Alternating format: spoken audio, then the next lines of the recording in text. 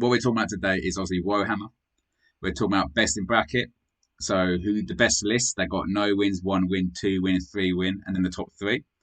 The battle maps we played on, because it's always good to talk about the battle maps and what works, what doesn't work, and other noble lists. Other noble lists are lists that aren't necessarily competitive, but were interesting lists that has something about them that we think is worth talking about. In fact, I would say that one of the noble lists is actually the winner of the tournament, who had a very interesting take on KO. I say interesting, I mean punishing, like horribly small ginger punishing unit. That was a part of that list. So anyway, to start, as you do on lists, you start in the middle, and we talk about battle maps.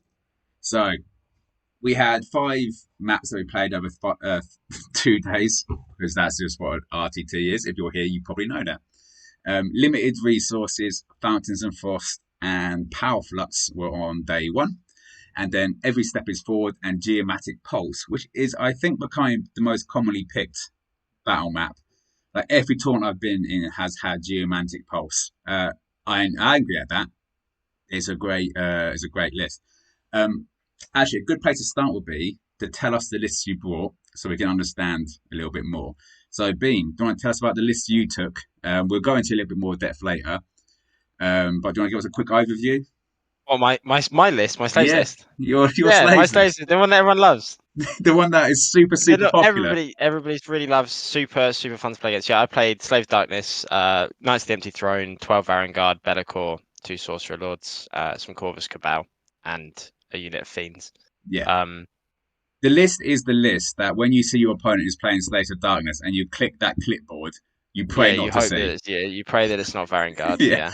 Please don't be Varangard and Be'lakor. And it appears and you're like, yeah. We will dig into your list more as we get in, because you are actually one of our bracketers, which is really good. Obviously, it's always good to do it.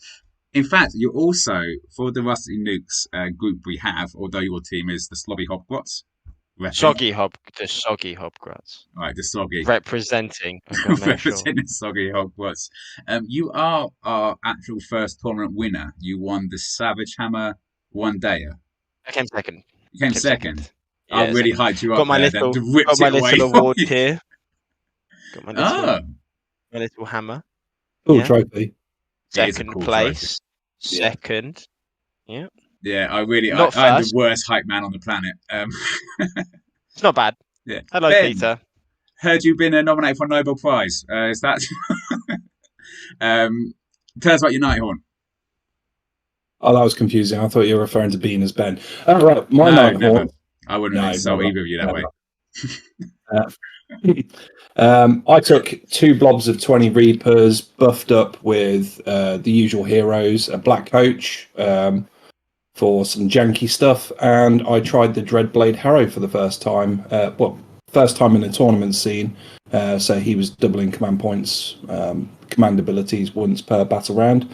Really quite good. Yeah. Basically, I was just trying to throw everything up the board as quickly as I could. In some games that really worked, and other games I needed to go a little bit faster. So, yeah. Okay, excellent. What about you, Mike? I took my Skull Fiend Tribe, gives me strike first on mortals.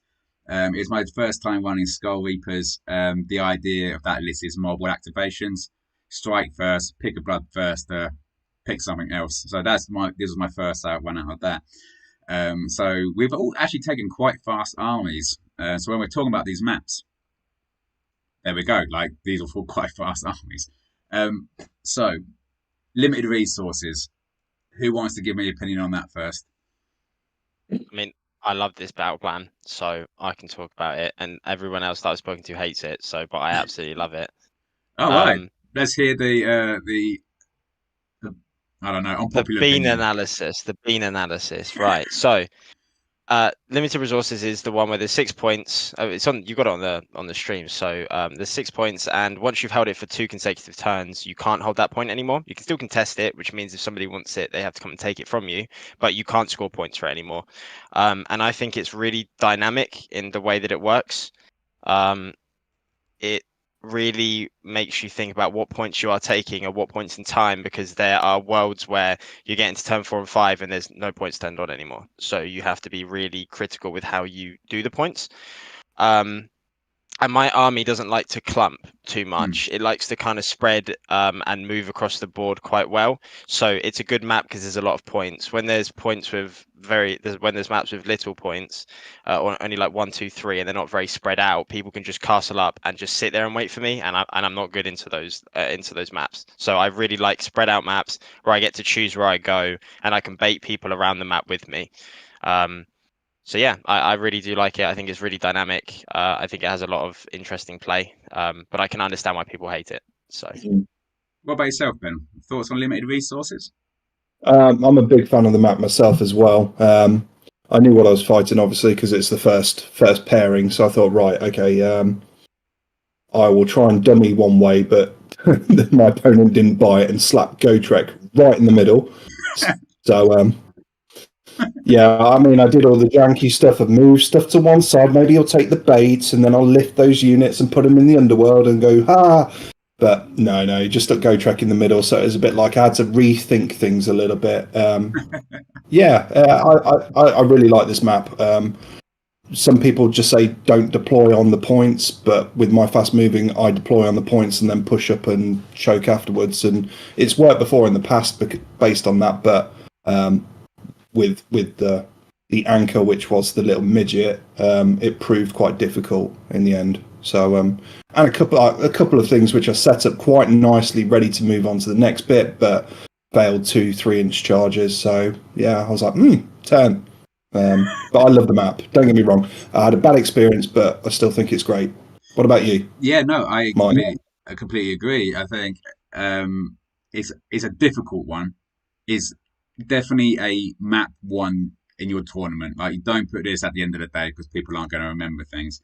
At the LGT, I completely forgot about this. I just deployed with my former corner army on the points, and then my opponent was like, "Okay, so at the end of the turn, it's like, so you scored those two," and I was like, "Oh shit, the rules," and it was done.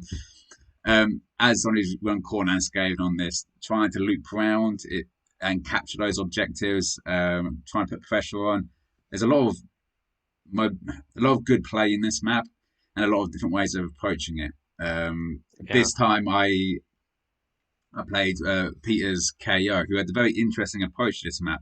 What he did was he killed all my army on turn 2, and it figured out after that point it's actually quite easy to take all the objectives for himself. So I was like, that's an interesting tactic. But yeah, I think this is another one which has a great range of play on it. I do see why, if you're a castle army, very hard to get out. You know, you're on your points. Your whole point is invite people in, and now it's like, well, we ain't scoring points there anymore. What's your response? Yeah, it just takes a couple of turns to get there. I think it's also really interesting with mind games because, you know, when I start it, I think, right, am I starting on no points? Because I'm a 1-drop, so I usually get first choice turn, but I often give it away. So I'm like, right, do I start on 0 points, which means they only have to move up onto 1 to score 4? Do I stand on 1, so they have to move on 2 to score 5? Or do I start on 2 to make them take 3? And then obviously then their points are going to be turning off much faster. But then people might drop points and just take 4 for a turn. And yeah, it is really difficult. And also, if I move up the board really quickly, I might end up stepping on more points than I want to if I see an opportunity, and in turn, we'll have less points later on. So, I think that's where we're starting to talk about what is quite high level Age of Sigmar play, is out knowing the points to drop. Like, when is the right time to give up on objective for greater return later, and this encourages that thinking. I played his Zinch army on this with Skaven, and I was keeping his stuff on objective so he'd score it out because he was already holding 3. Now, that works for some rounds, but then eventually his Zinch, I got magic off the board. But it was really opening up a whole different level of play where it's like, actually, whereas traditionally I want to kill that thing, now maybe not. Maybe I just want you to score that because he ain't scoring for you. Which is really a really great kind of mechanic to have in there. So Ben. Yeah, I mean, it's a good one for baiting people to take the objective as well. You get near and they're like, oh, I've got to react because I want the 1-2 more. And then if you're fast, you move away from it, and then they're going to burn it real quick, and they're pinned, if they're slow, to a particular corner of it because of the way it stacks. They're either going to go that way or that way. So yeah, baiting people onto it as well, so they can perhaps do 1, 2, try and get them more, but it relies on them fighting a big unit, and if that doesn't work, then they're not going to get the more aspect, so you can cook it that way. Yeah, I'm glad it's because you're right. You do hear people not want to play this map. I'm glad in here we're all very pro map because we're very pro new ways of playing Sigma other than one hold more. So absolutely on this. The second one's a little bit more simple. Fountains of Frost. The idea here is it is a 1-2 more, but if there's more than 3 people on an objective or units on an objective, add it battle shock on a 4-up. On each one, you take D3 mortal wounds. And there is some fun playing this stuff because it's not just 3 of your units, it can be 3 of someone else's units. And it can be 2 of yours and 1 of theirs. So a lot of fun on this one I had the week before when I played Kieran of charging myself onto his objectives and being like, let's roll those dice. As Corn, my Blood Reavers. You're exploding now. Have them. Ben, I'll start with you. What do you think of Fountains of Frost? I'm a big fan because I tend not to sort of like stay on my own objectives as much as I can. I did mention that for limited resources, but the game I played with, it was against Paul.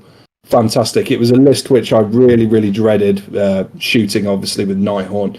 So I was like, right, I need to close the distance as much as possible. And I think we kind of forgot what map we were actually playing because it dawned on us at the end of the battle round. I was like, oh, and he had like most of his units grouped up. I think there was like he had like 4 units all on the first objective, and I was like, yeah, it's time to blow up the fans. And she's like, oh god. And then I think we forgot about it for the rest of the game, to be honest, because we were all up in the attacker's territory, but we just forgot, I think. Yeah, but it's cool because you could actually sort of take the risk if you got a good ward save. You could see that there's 2 on there, and you may as well just stick your toe on it, and then it forces everybody, including yourself, to blow up. So I quite like that. Yeah. What about yourself? Who did you play on this map? Me, I played Mira, who came 3rd or 2nd. The Slanesh player. Yeah, Slanesh. So my take is going to be a little bit biased because this game really didn't go well for me. But so I don't mind the map. It's a little bit boring to me. The 3 points and the 3 points kind of, you're invited to go and charge into their deployment, but I'm really bad at getting into people with screens. So like if there's screens I can't get through, and if they just kind of castle up and wait and maybe send some straggler units onto the side points, I can't really stop them. Because when I invest somewhere, I invest everything. I don't invest little bits. So the only real options are put Corvus there, but obviously they just die really quick.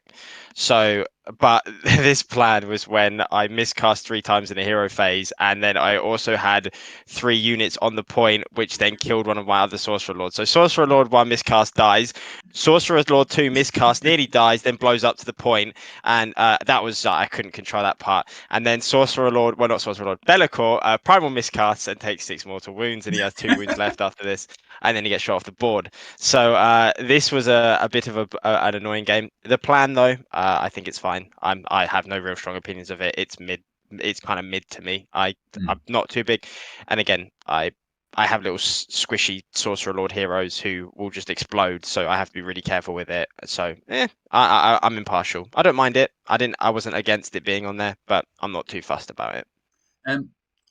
I'm kind of with you in that it works I recognise this works very, very well for me because I am a Khorne player. So I played OBR. So not enough units to hold all the objectives. So I could have Claws of Karanak, pre-game move, Murderlust move, and I'm on an objective.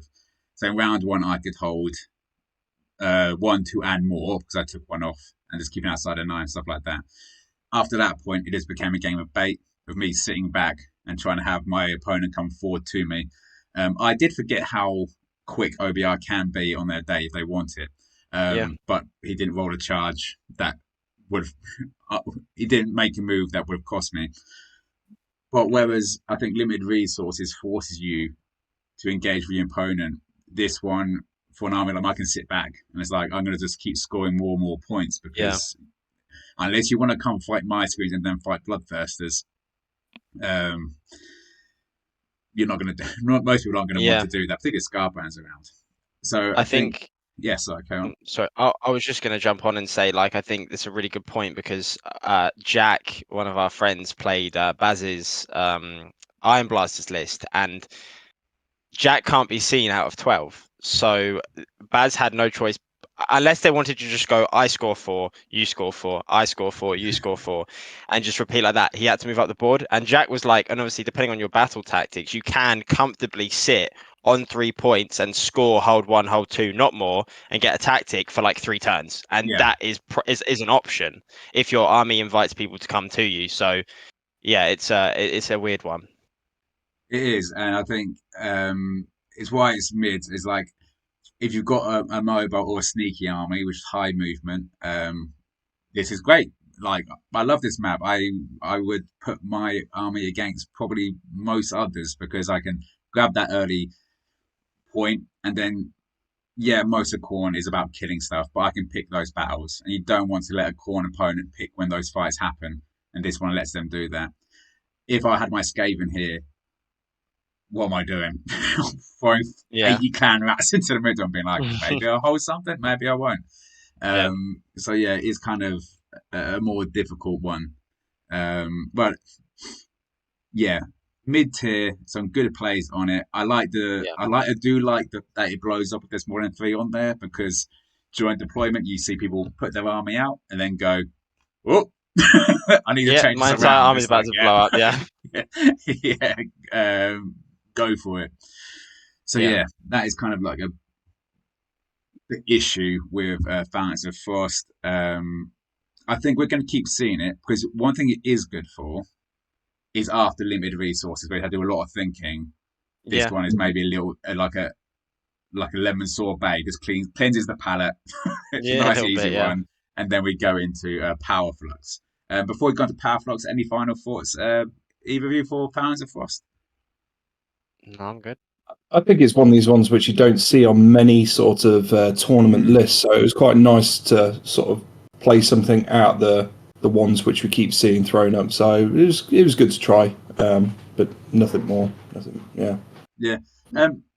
The third was Power Flux. Ben, I know you like this one. Do you want to walk us through what Power Flux is? Right. Okay. So yeah, basically the person going second can decide which way the what are they? The fluxes. I can't remember the name of it, but it's whichever one you get extra bonus points. So the player going second could be like, right, well, my units are mostly on the B points, so I'm going to choose to put it on B. And it's quite interesting because it forces people to think, hang on a sec, do I do the double turn and risk not getting any points because the second player is already camping on it? So it's great for like horde type armies where the volume of bodies are on there. And it did actually happen in my favour. Someone wanted desperately to double turn me, so let me go second. And I was like, right, fine, okay, I'm going to switch the points. And I had a locust on there, and on the other side, I had a screen of like 20 reapers. So it just played straight into my hands for when it was my turn. Good for hordes, I think, because the army in which I was playing, a great guy called Chris, he was running that list of blobs of 20 shooters with 10 fanatics hiding in each one, which could have been devastating against anybody, which felt rend. But with my Nighthorn, it kind of played into my hands quite nicely that those were all clustered together, and when they popped out, you could weather the storm on attacks. But yeah, I like this map. I'd be curious to see how it plays with an elite army like yours, Bean. So, I mean, what's your thoughts, Bean? Don't like it. I hate Power Flux. It annoys me. I like to be able to know where I can go at all times and decide where I'm going to do and make a plan. But then this makes it really difficult. And my army loves to double turn, and getting the double turn isn't always necessarily a good option in this plan. And also, there's also, depending on the terrain and stuff, people can literally screen 1 point, screen 2 points on the sides, have their like part of their army at the back. So like either way, they're going to be getting two of these points unless I go and send units into screens, which means I'm vulnerable to a counter charge, or they'll just do these 2 points if I do go for them, and we'll both score. I do like the fact that obviously you get an extra point for killing a wizard, an extra point for killing for having a locus on the point, and then there's having the one flux objective and 2 flux objectives, and then so you can score a maximum of 6, I think, in this one per turn. Yeah. If Yeah. I'm not missing it. Yeah, 1, 2, battle tactic, kill a wizard, have a wizard. Yeah, have a locus on a point. So yeah, it's okay, but I'm not a fan, and I don't like the switching of the points. I just didn't like it. I had a pretty tough game on it as well, but I just not a fan. It just makes me a bit uncomfortable, and again, I don't like to spread, or it just doesn't work too well for me, my playstyle and my army. But I haven't practiced it much, so the more I got used to it, maybe the better I'd get at it. But at the moment, it's a thumbs down from me. All right, so it makes you uncomfortable because you don't like to spread. All right, that's the sound bite we use. Oh, I love to spread, bro. I love to spread. Ask any of my boys; they'll tell you. I think I like this map. My solution to your one is to the situation you had is to score the points by get the bonus points, and you never are reliant on it, and use it like a clock. Swing around one side and push around until you can hold both A's and not worry about both B's. Because with Vanguard you can probably do that quite simply. What I think this is though is a very good answer to the double turn. Since that has come in to Sigma, it has always been up for contention about is the double turn good for the game or not. And here and Geomantic Pulse, I think, are 2 maps which kind of make the double turn more acceptable in tournaments because it's not a press button and win. Like now it's a think about what you want to do here because it might not work in your favor. They tried a little bit in the old GHB, but here I think we have a solid map which is maybe it's just me and the bubble I live in, but there's less conversations about a double turn now. Like there's other conversations people have. There's always like the complainers. I mean, like every week there's something to complain about Age of Sigma, like the attack on the wallet. But here I think it is it makes the double turn more acceptable, and because of that, like I'm kind of like you being. I will put my screens onto say both B's, but once I lose my screens, all my stuff is vulnerable. So I'm still vulnerable to the double turn here because if someone gets through, they're into my big stuff and I'm done. I played OBR with my rats, and it was easier as a horde to keep objectives and go second because you're just killing clan rats and you're not going to kill 40 of them. So that's kind of my thoughts on it. Yeah. It's a good map for the health of the game. I was also mistaken a little bit. I think if I remember correctly, you score a point for each locus that's on a point. So if you have a locus on both, I think you get 2. You get an extra 1. If you have a locus on point on one side and a locus on the other side, I think you get an extra 1. I'd have to go grab the GHB to double check it. But that's another problem for me is that everything I do is Holy 12, and I stay Holy 12 until I find an opportunity. And when I see the opportunity, I take it and I break the bubble. But I can't spread B and keep everything Holy 12. It just don't work. So it's really hard for me to split up at some point and wanting to keep my buff bubbles. I'd have to split like a Sorcerer Lord with a unit of Varangard and another Sorcerer Lord with another unit of Varangard, which is okay, but it's not ideal. So but it's an interesting plan with an interesting mechanic. I'm just not a big fan. Yeah. As Ben, any last thoughts? No, I'm a big fan. If I was to draw this map with my Nighthaunt, I'm happy with it because, like the map, I'd stick 2 blobs of 20 Reapers either side of B, all my buffs in the middle there, screened off by that, leave a little bit of a gap, and basically they've got to come and take B off me. And when they do that, then something's going to go through that screen. So yeah, absolutely. Exactly why I dislike it because I have to do the opposite. I have to be the one coming into the screen. Yeah. So yeah. Day 2 started with every step is forward. Did anyone remember the rules to this map when they played it? Out of interest, we didn't. Yeah, okay. Yeah, we've played it a fair bit at home, us lot. So, right, do you want to walk us through the map? Yeah, can do. So, the deployment is horrific. Just as a start, it's such an awkward deployment, and you've got to be 9 inches away, so you have to literally draw your deployment out, and it's like this weird Z. It's not very nice. But it's basically when you charge, you count as 1 extra on a point, and when you retreat, you can't contest points, and that's it. That's everything. So I like to be charging, so it's not bad for me. But then again, for some armies it can be really bad. Like Nighthorn, I imagine it's probably especially bad because you can retreat and then charge back in. So it might be a bit difficult in that scenario. No, I mean I've always liked this map, but I really screwed myself over on this game. First game on the Sunday, bit fried. Deployed badly down that centre line. I started my turn, and neither of us clocked it. That I had all of them as a straight line, and towards that the bottom centre point needed to be 9 inches away from there. So we quickly fixed it because the rounds were like 2 hours 45 minutes, and I just didn't have time to think about things and pulled everything out their auras and just basically just had a Maw Crusher run at me and completely wreck me. But I was saying to Mike, if I still got the deployment right, I think I was just delaying the inevitable with the army which I played. It was a good, solid, big war list. I've played this every step is forward, and I've had success with it. I think I've only had one failure, and that was the list which I had on Sunday. I think the map is great. I don't see any problem with it. When you've got speed, things like your Varangard, and you've got your Bloodthirsters, Mike, the weird deployment doesn't really matter. I think when you're referring to the Nighthaunt, the retreating and charging, with Nighthaunt, you don't always want to retreat everything. So with a blob of Reapers, I wouldn't retreat the 20 because they count so much on the objective, but I might retreat heroes out to keep them pinned to then throw them back in. So the numbers. So I'd play it that way. No, I don't have any problem. I think all the maps in this handbook are great. You just got to learn how to play them. Not saying, yeah. So if you're watching this and you don't know the Nighthaunt charging was why you might want to retreat and charge, do you want to just quickly walk us through why retreat and charge is important for the Nighthaunt? Sorry. The Nighthaunt mechanic is one of these armies which can basically retreat and charge.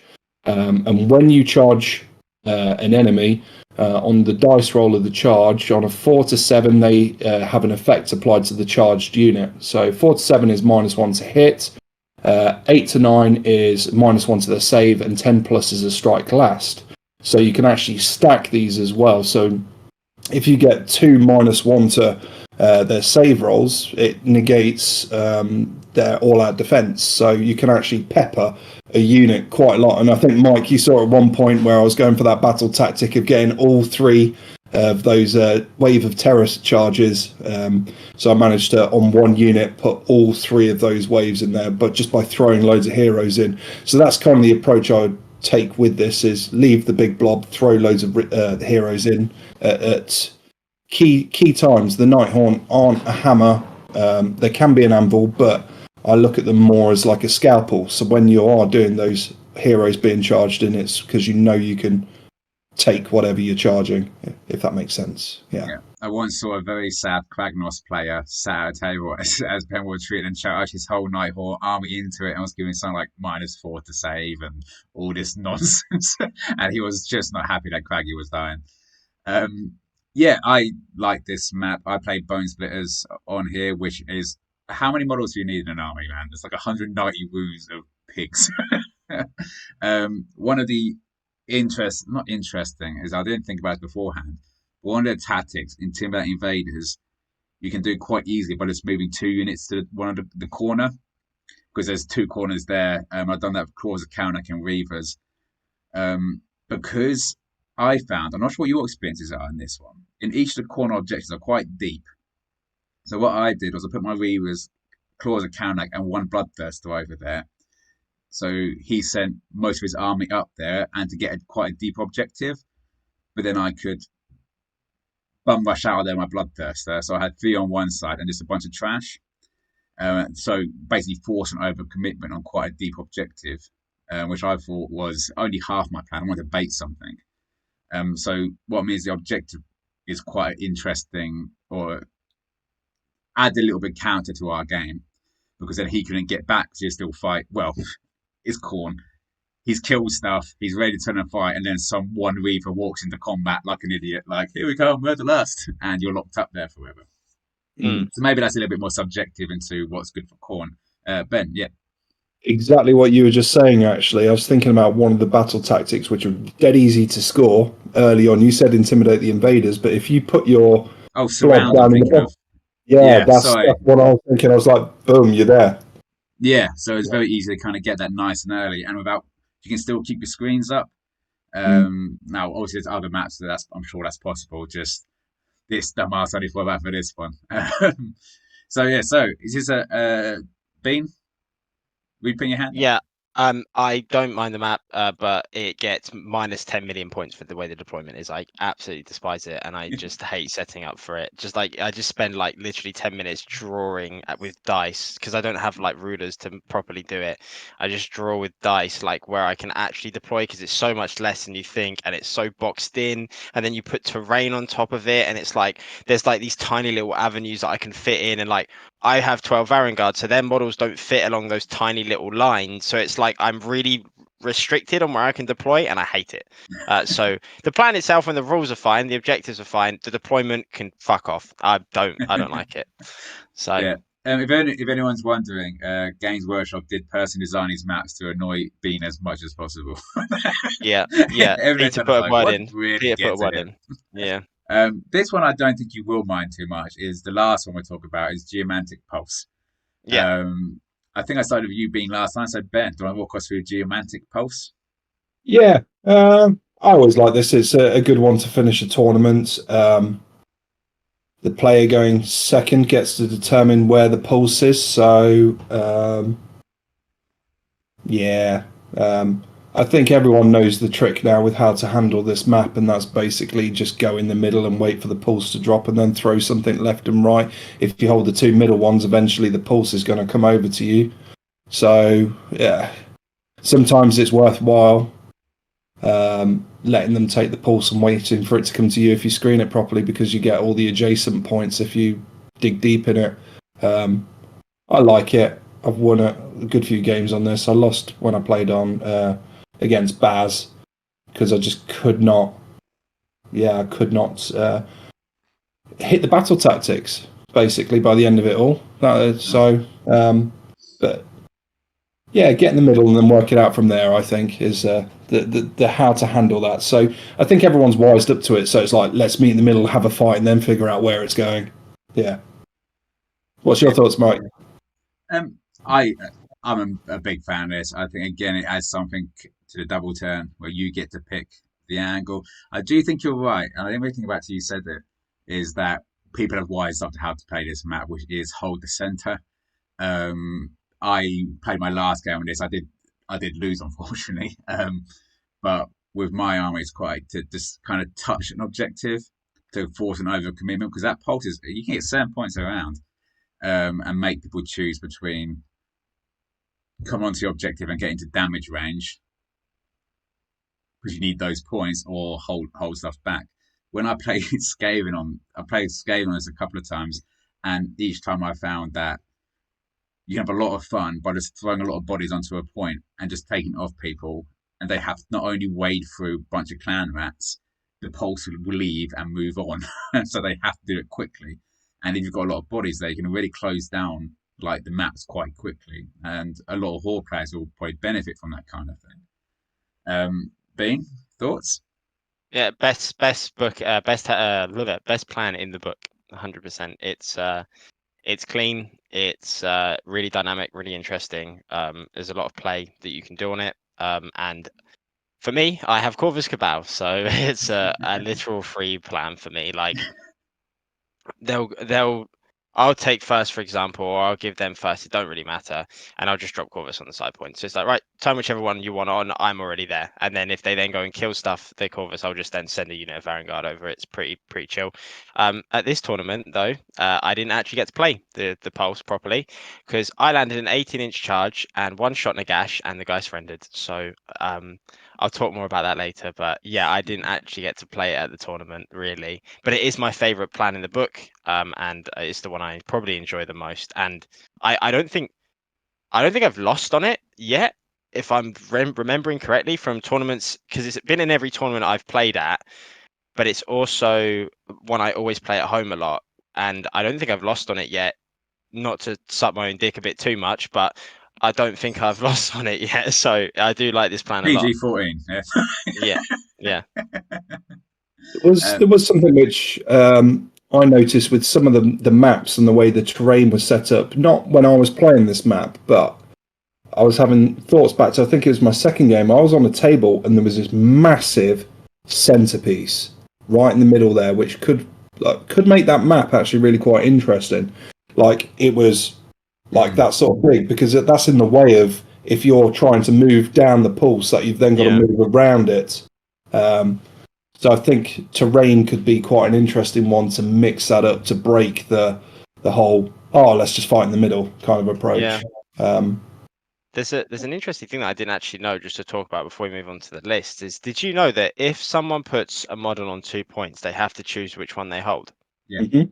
I did not know that until like the LGT. I did not find that out. It's never really been a thing, but yeah, I did not know that if you, because let's say you don't hold either of them, then you slap something and it puts both of them. You have to choose which one you want. You can't have both. I did not know that. Yeah, it's just so people used to string out, like I could take essentially 40 clan rats and hold all the objectives and be like, well, there's 1, 2, and more. Yeah. Yeah, I think that maybe that changed in 3.0. I didn't play any 2.0, so I don't know. But yeah, I do remember when in my early tournaments that started to become known, and yeah, a lot of times you saw people trying to do that kind of thing. I was like, actually, you can't do that anymore.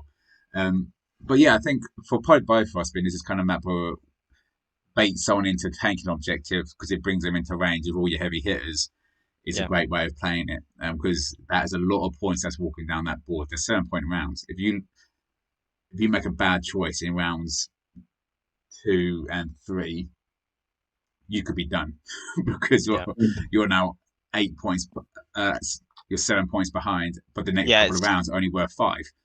The points really do stack up like that. But then there's also been a lot of situations I've heard where the pulse moves and people don't actually play to catch up. They actually end up losing, even though they were really far ahead in the early game, because someone just like set up for the later turns and then they couldn't actually catch up to them and then they just lost. Yeah. So yeah, it's interesting. It's a really, really dynamic, fun map. I love it. It's good. Absolutely. Right.